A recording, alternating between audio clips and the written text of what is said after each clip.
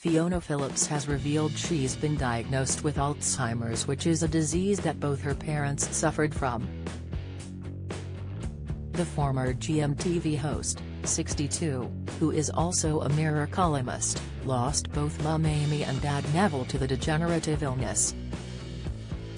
Speaking of her bombshell diagnosis, which she was given 18 months ago, the star explains, "I just felt more angry than anything else because this disease has already impacted my life in so many ways. My poor mum was crippled with it, then my dad, my grandparents, my uncle."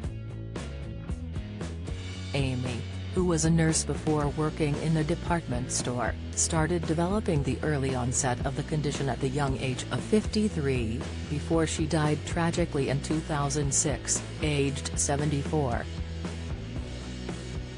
Whereas her father was found to have the same condition in his early 60s, and he passed away in 2012, aged 76, after spending the end of his life in a warden-assisted flat, before moving to a psychiatric hospital. Back in 2016, Fiona opened up on the This Morning sofa about the difficulties of caring for her sick parents. The star first noticed that her mum was ill when she arrived at their house one Christmas with her husband, This Morning boss Martin Frizzell. She was excited to tell her parents she was 4 months pregnant. "We got there and mum was really cold, and there was no food in the house even though it was Christmas," Fiona said. "It was so unusual. She was very cold and her eyes were dead and she was crying all the time, and dad was beside himself. Little did we know he had it as well, but he was at an earlier stage and she was at a later stage. Then on Christmas morning there were really bizarre presents, like my youngest brother had an orange ladies jumper." In 2009, her father's illness became apparent when he was arrested by police for driving erratically. The police got hold of him and breathalyzed him. "He hadn't been drinking. They bunged him in a cell and told no one," explained Fiona. "The next moment I saw him, we were visiting mum and he came stumbling in.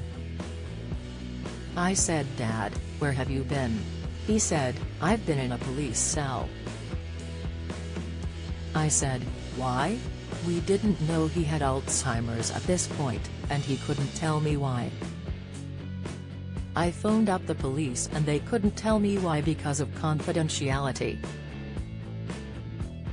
Caring for both her parents, and her 2 sons was of course difficult for the journalist, as she once explained in her Mirror column.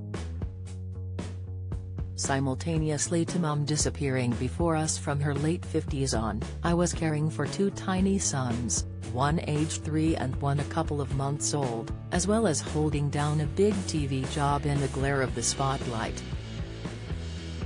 I thought about quitting the job. But that would have meant struggling to pay the mortgage and bills," wrote Fiona.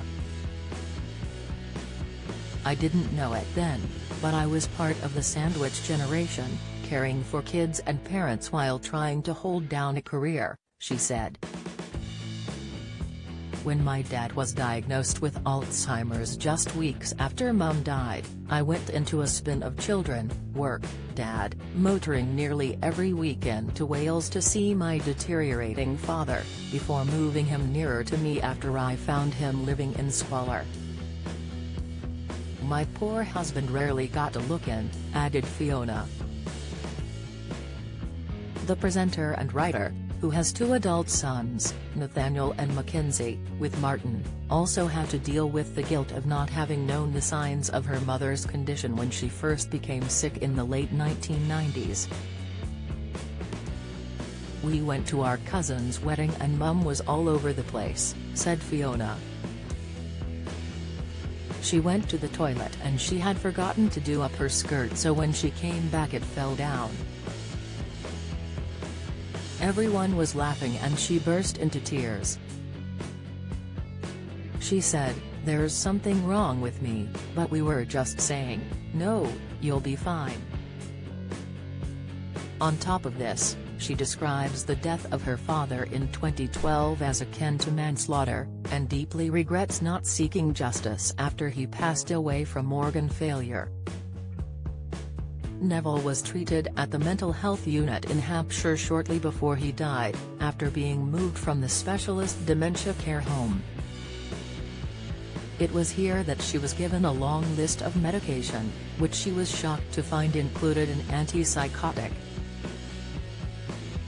Every time I went to see him he was either slumped in a chair or shuffling around aimlessly, right past me sometimes, when before, despite having forgotten my name, he used to smile at me and say, "You're mine," with a big grin on his face. Each time I visited, he deteriorated. He piled on weight, couldn't get up without assistance and was clearly over-medicated, Fiona revealed.